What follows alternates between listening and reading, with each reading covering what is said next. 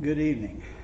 Welcome to the Little Rock Church of Christ, our Wednesday evening Bible study. It's good to see each one. We've got several out of town missing, but a good crowd, and we're glad that you're here. We're in 1 Corinthians chapter 11, and in a section that you look at different commentaries, you look at different groups, they look at this a dozen different ways. Obviously, our Catholic friends, when they talk about the covering on their head, have the physical requirement, at least with some of them. And then we see that among some of our brethren, different ideas. One of the good things about this issue, and it makes a good illustration for the way we ought to behave ourselves with others when we see differences, is that it seldom produces a disruption of fellowship. You can find a woman who believes that she should have a covering on her head physically, and that that's required. And she can worship next to one who does not believe that, and they don't affect each other's conscience. They can continue to study together and act as sisters and progress, and what happens is 10 years later they find out, one of them does, they've been mistaken. We see that regularly. I did some of my growing up in Birmingham, Alabama, and that was an area among our brethren where John T. Lewis had a great influence. He established 53 churches during his lifetime in the Birmingham area. He taught that you had to have a covering. The woman did. They didn't all agree, but none of those 53 churches ever split over that issue. Now, knowing our brethren as some of us do, that's a pretty tall statement. It is not required when we disagree. It's required that we try to teach each other. There are issues where money, the contribution is being spent for something that's unscriptural that would disrupt fellowship. You can't conscientiously pay for something that's wrong. But that's not involved in this issue. I could elaborate more, but I won't. Let's just proceed with the study. He introduces it in chapter 11, verse 3. Christ is the head. Every man is the head of woman. God is the head of Christ. And he's talking about the authoritative relationships, and we discussed this briefly last time.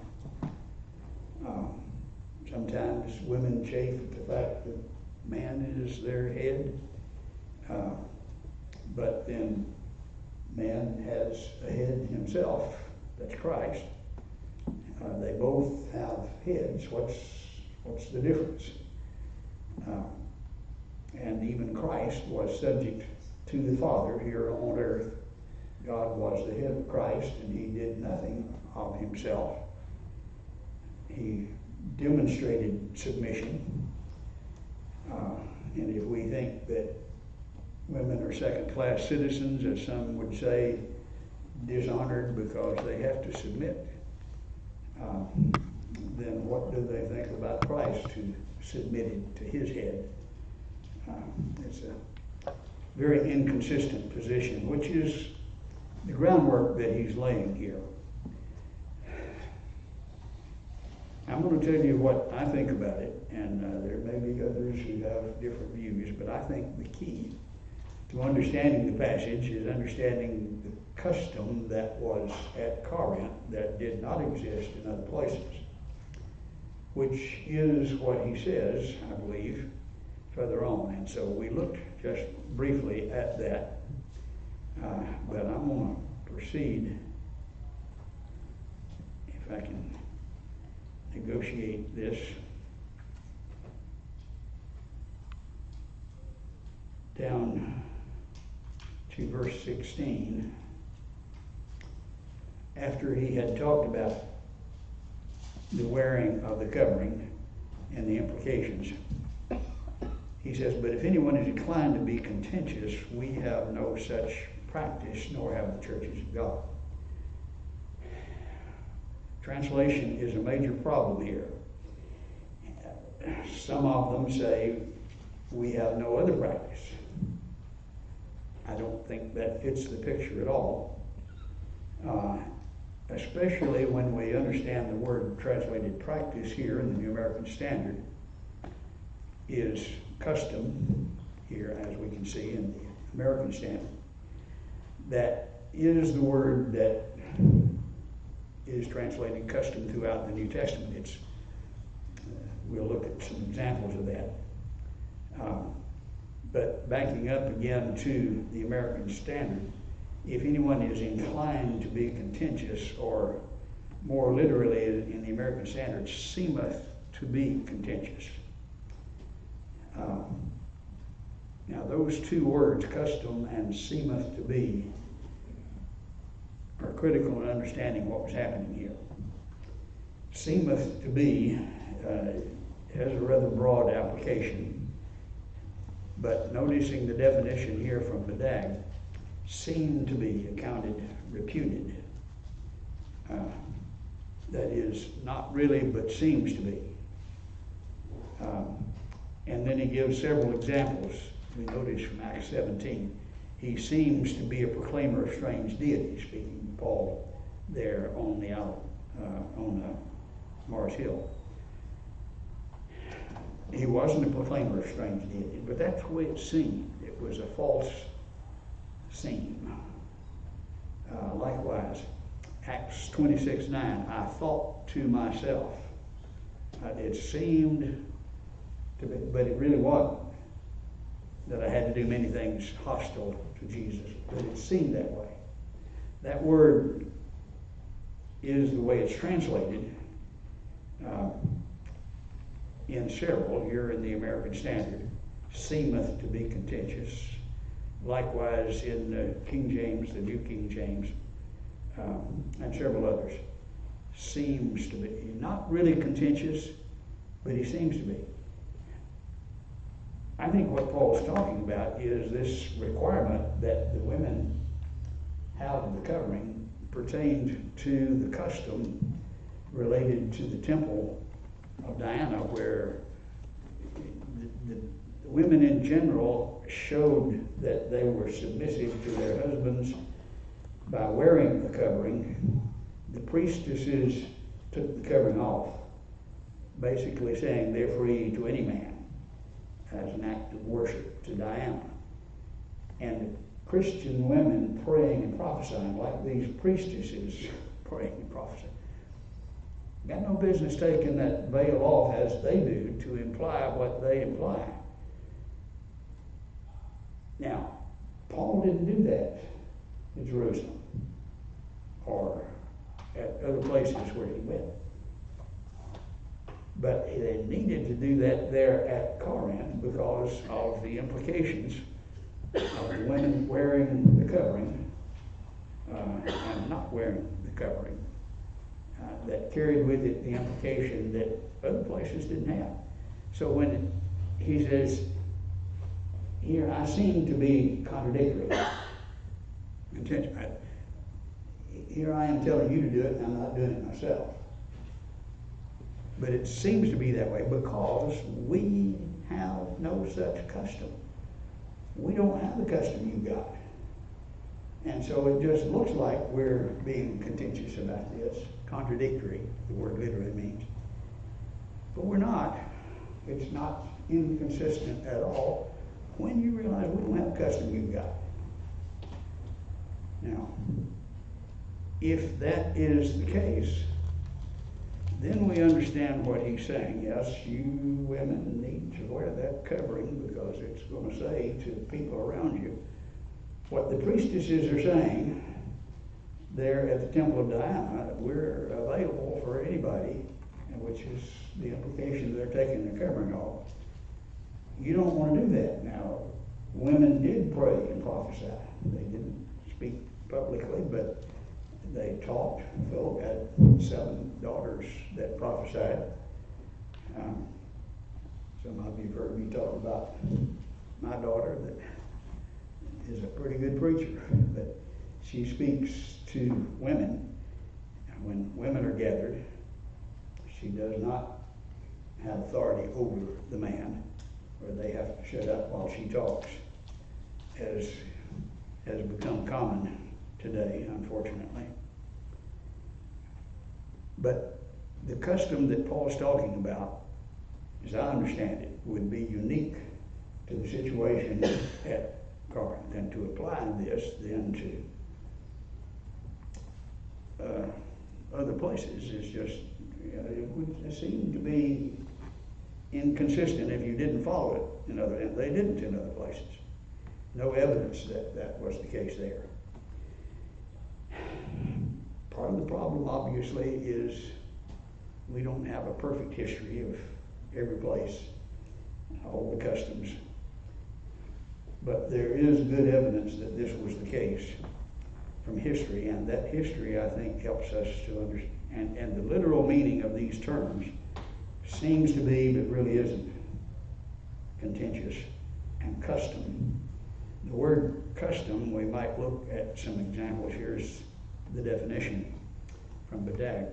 Usage or practice that's become established, a standard, custom, objective, a custom, a habit. That's not by inspiration. That's what has become a custom as a habit. It's what we see, the word in John 18:39, where Pilate says, you have a custom that you should release someone at the Passover. Well, the law didn't say that, but that had become a custom among the Jews, and that's the word that's used. So Paul said, we don't have the custom that you've got there at Corinth.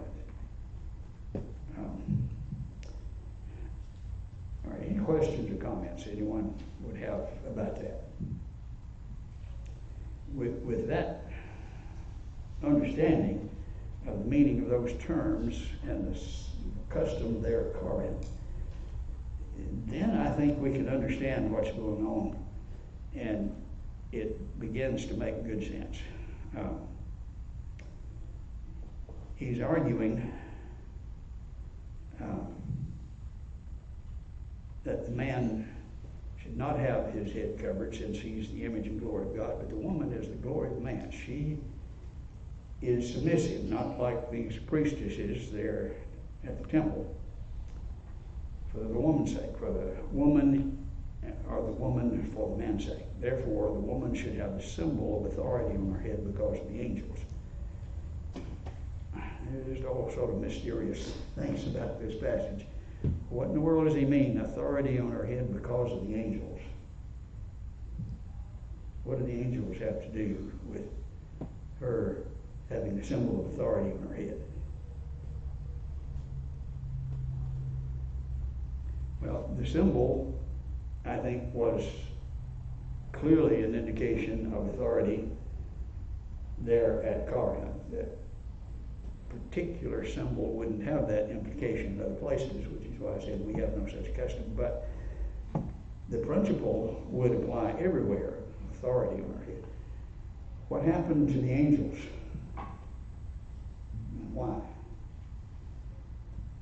They didn't keep their own principality or authority or power. They didn't yield to authority, and so they were cast down. You see what happened to them? Well, boom, they come to the same condemnation. You look at what happened to them. God doesn't put up with people who don't respect authority. They didn't, and were judged. Now, you don't want to show a lack of respect for authority to your husband, who is your head. As Christ is the head of man, your husband is the head of Christ, and you show respect, authority, submission, unlike what's going on up there women who are praying and prophesying the temple of Diana. So make sure in Corinth you have this particular symbol, and anywhere else you have to act in a way that would show authority, but wearing the covering didn't necessarily carry that implication. We didn't have that custom, Paul said. However, in the Lord, neither is the woman independent of the man or the man.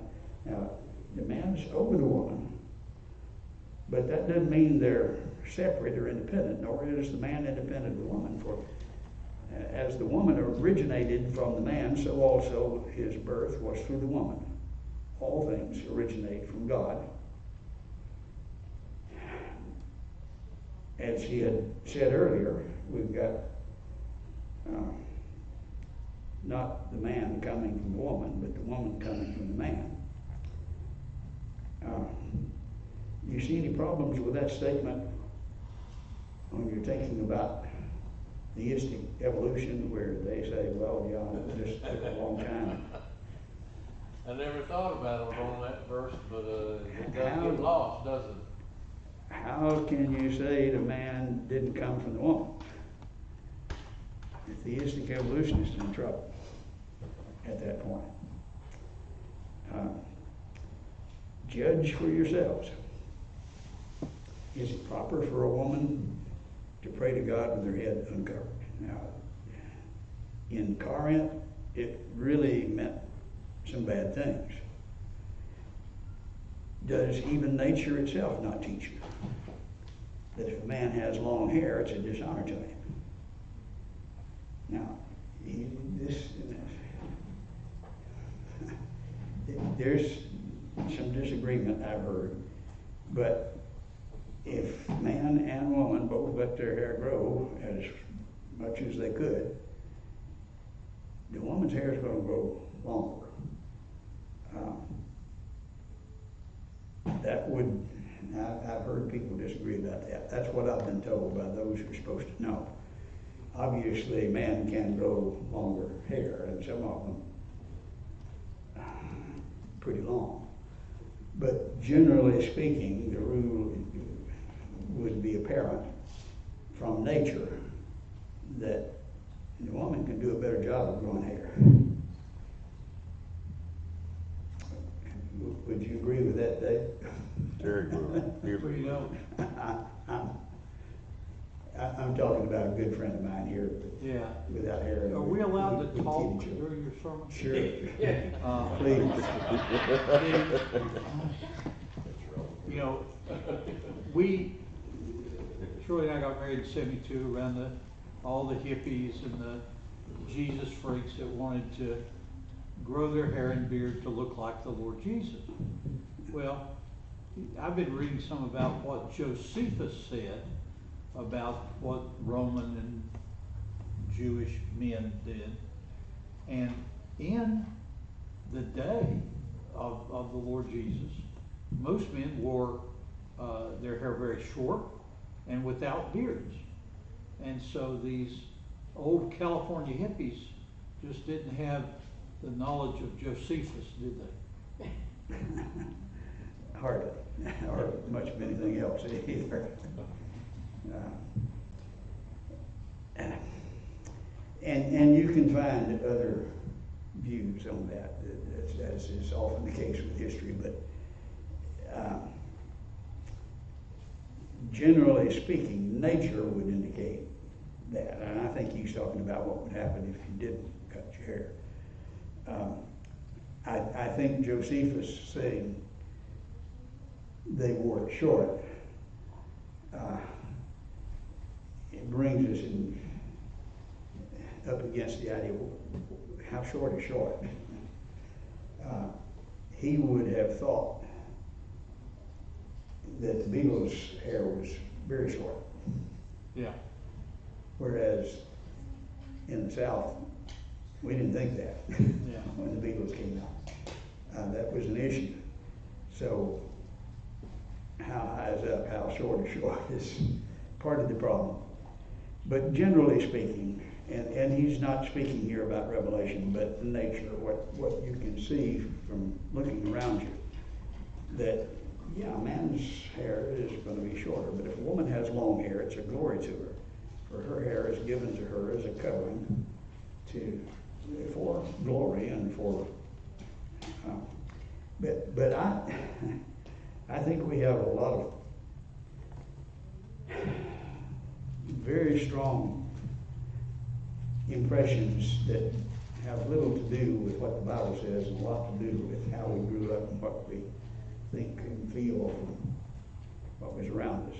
What was considered short for men back then? I think from the old master paintings who had done a lot of research, that I think that's pretty close. Women were much longer.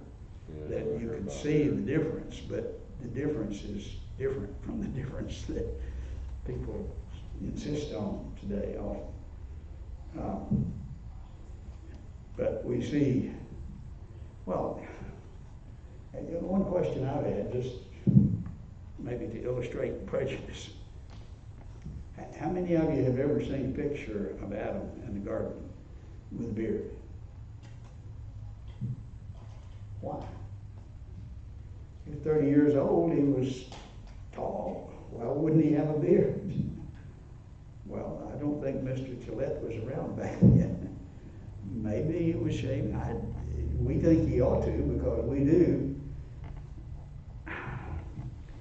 I think a lot of our conceptions are societal without realizing it. But the general principle here is, I mean, Paul says, just look around. We can see longer or shorter, however long or short that is. The relative long or short is obvious, even from nature. If anyone is inclined, that's then the passage we just looked at, the next verse. And I think that's the key to understanding that this has to be talking. Paul says it was a custom. And if we make it a revelation, I think there's some tension there that Paul said this is a custom. Now you can translate it, we have no other custom. But if he's talking about custom, why would he say we don't have any other? Everybody's got the same custom, which is just not true. Wasn't true. We don't have the custom you've got.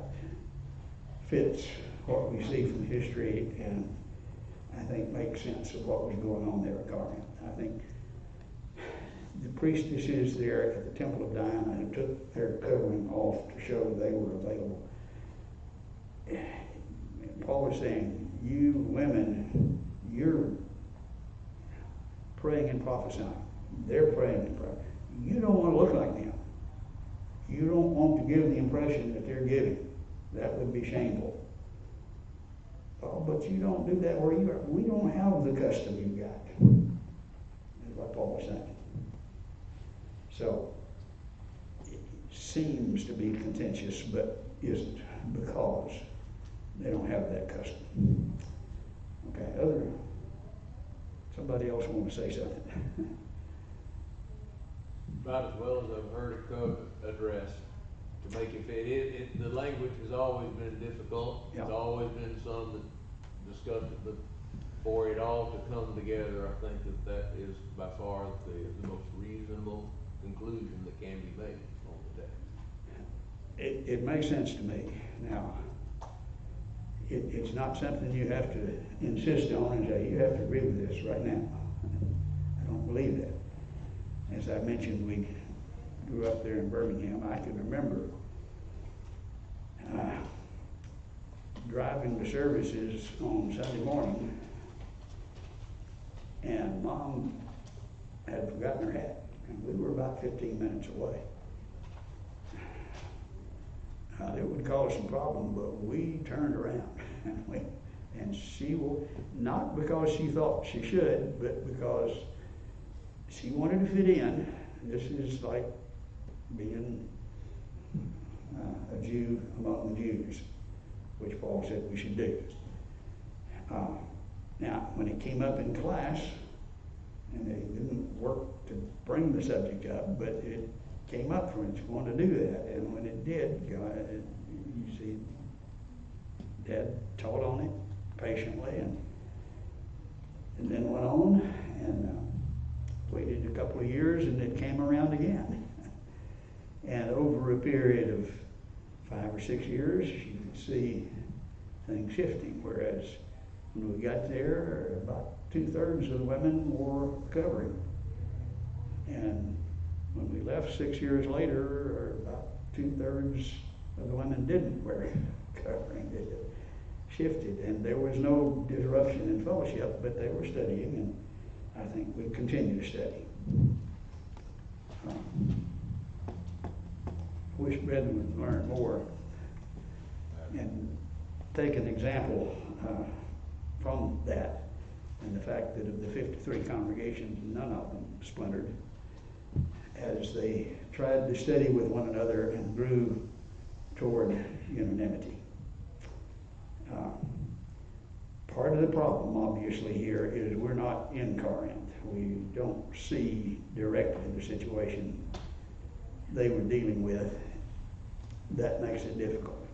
Nor their situation at Jerusalem, exactly. And short and long means different things to different people. All of those factors complicate. All right, any other observations, questions? Well, they just had different customs back in that time. Yeah. You know, what was considered And long hair for a man back then. And understanding that we're Right. dealing with custom, and Right, that but meaning of that word is What I'm trying to say key. is, you know, what we would consider long hair now, they wouldn't back then Yeah. for a man. Exactly. Now, at one time, he was talking about the hippies. I used to have hair down to here. And what made me want to get it cut, well, I went to work for the railroad was one of them. And I pulled up to a stoplight, and I had good looking hair. Until that guy whistled at me, and I turned around and he looked at me, and I seen that mustache on my face. And then he was like, "Oh, I'm sorry." Hear that? And what Paul is saying here is you need to be aware of what you're saying without opening your mouth by the implications. And you were saying some things you didn't want to say. Therefore, you don't do that. And the implication of your action on the other brethren, the weaker, that is, those who have different views, which is weaker. But the church had issue with women, where we worship, had issue with women wearing pants. I remember that. You're right. And I've seen some churches split over it. And that's tragic. Here's a woman who thinks there's not a thing wrong with wearing pants. Well, if there's several there that think that's not a good idea, then she probably would be wise not to do that. But she may insist, I know this is all right, and this is what this chapter is dealing with. And we don't act like that. We are aware of the implications, what we communicate to others by our actions and attitudes and hair length or whatever, and then yield to the consciences of others. Yes. In 1980, Shirley and I lived in the Washington D.C. area, and our minister encouraged us all to go to a very large conference. And during the time of this conference, it was several days long, there was a whole group of Amish women and their husbands that came in, and then Mennonite women and their husbands that came in. And so this brought up the same passage that you're looking at. And his comment, I thought, was a good way to settle everybody down. His comment was, I'm not going to get into this issue of coverings and hats long hair. But he said this, he said, when those women came in, were they of this world or of another world? And I always thought that was an interesting way to deal with the controversy. Basically just There are implications up, down, and sideways, Yeah, and we need to evaluate all of it. And make sure that we're giving deference to the weaker brother, not insisting on our own liberties at the expense of the conscience of others. And in this case, we don't want to imply in any way that, I mean, if somehow in Arkansas, women had to walk around with their finger in the air, or you need to walk around with your finger in the air. Otherwise, it looks like you're not respectful to your husband. Now, that's maybe an extreme example, but it was rather extreme regarding the covering there at Corinth, and I think it was unique to Corinth. Well, for today, today's That's time, like mom had to go back and get her hat. as long as, you know, more maybe wearing pants, as long as she's dressed in a modest apparel where she doesn't attract undue attention to herself, she's good. But if half of the congregation really gets uptight if you wear pants, probably ought not to.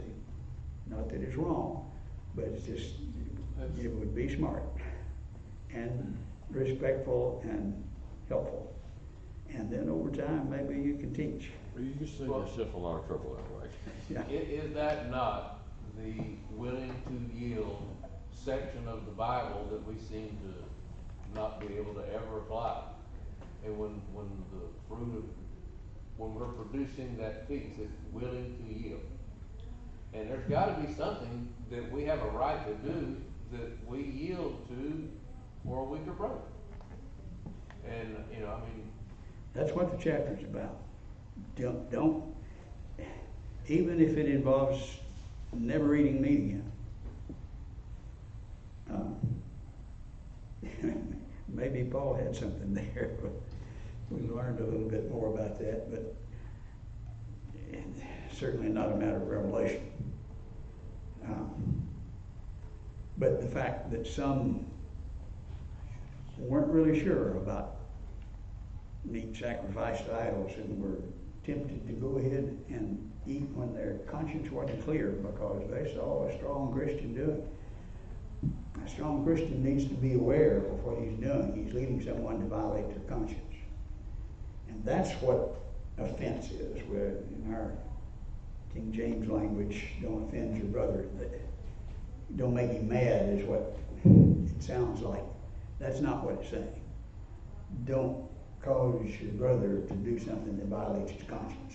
That's the offense that's under consideration. Well, the Apostle Paul put it in much plainer terms in chapter 8. I mean, he said Yes. just exactly what you and Dennis were saying. Yeah. I mean, if it's gonna cause a brother or sister to violate their conscience, don't do it. And that's what he said, if it causes me to violate their conscience, I'll never eat meat again. Yeah. Even if you have to give up that steak that you really enjoy, never eat meat again, Paul. Nothing wrong with it until it hurts your brother. Then you're hurting Christ. Then it's serious. Okay.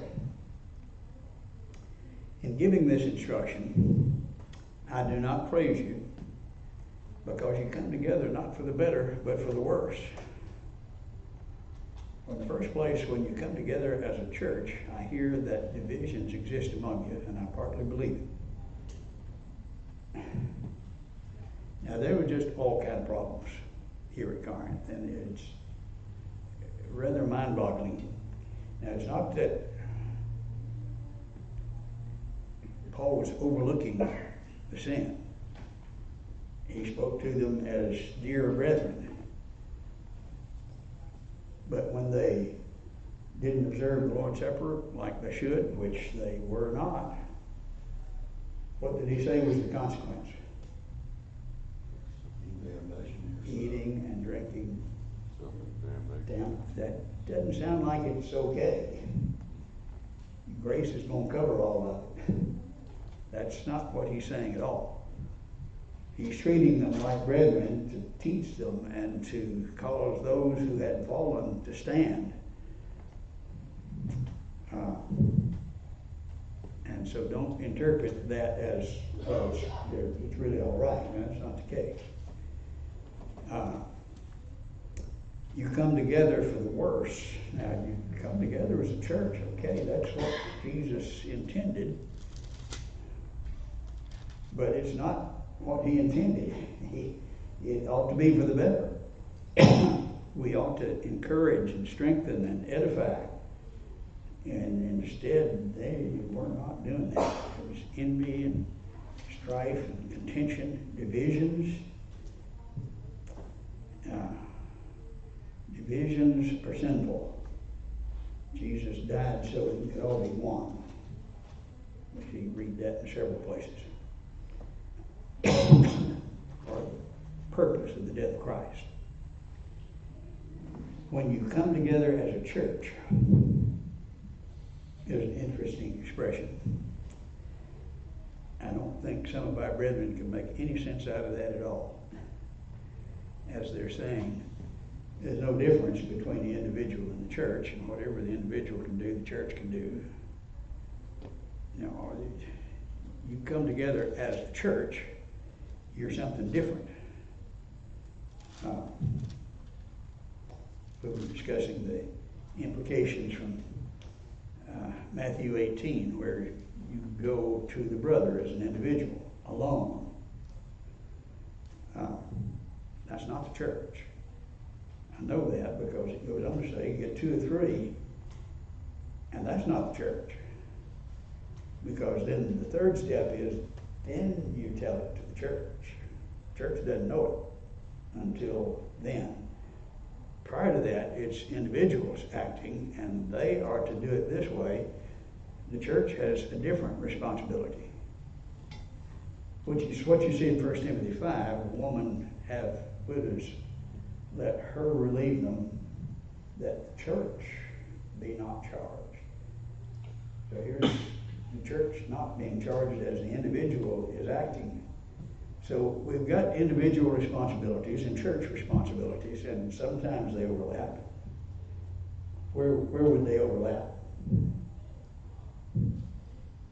Singing.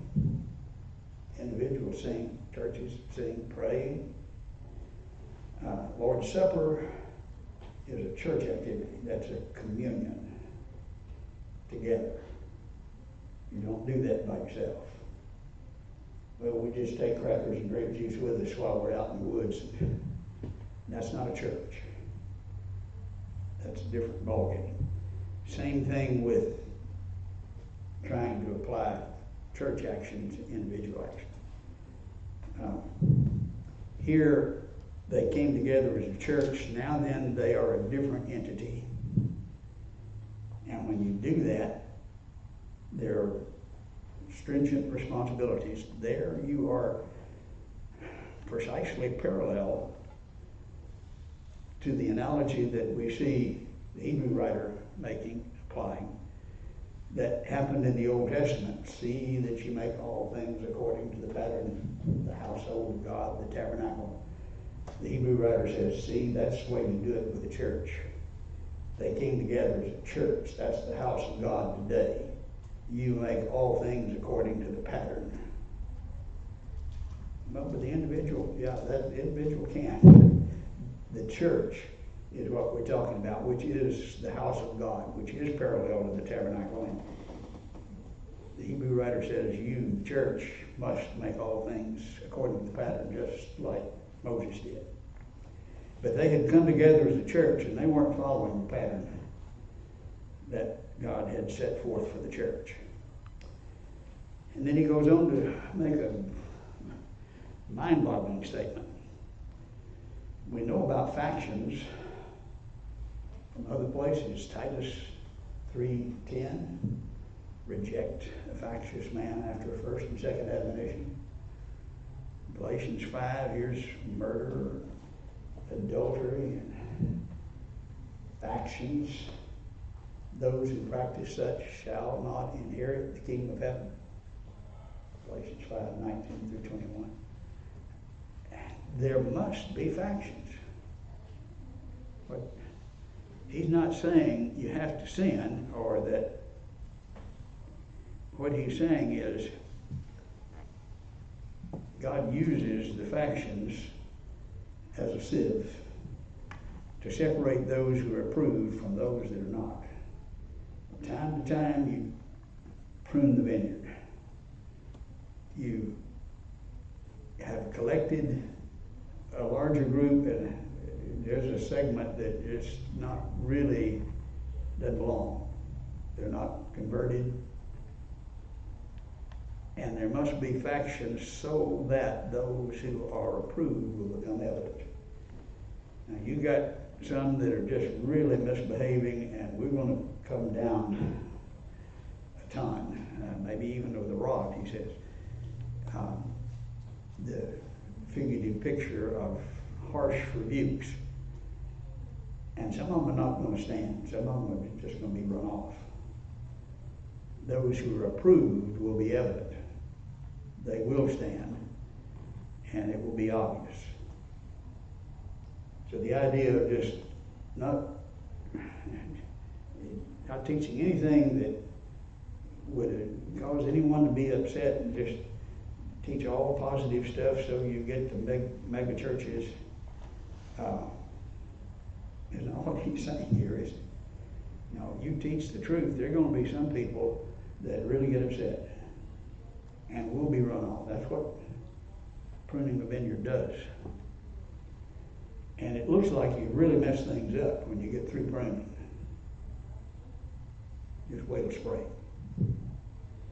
and watch the blooms and the blossoms and the growth that wouldn't have been there if you hadn't pruned it initially. There must be factions. Those who are factious are lost. And you can't put up with them more than first and second admonition. But this is going to happen. In the sense of, yep, not what I want, but it's going to happen.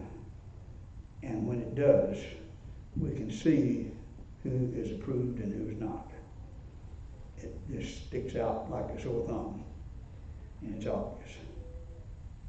Sometimes you can't tell till you turn on the pressure.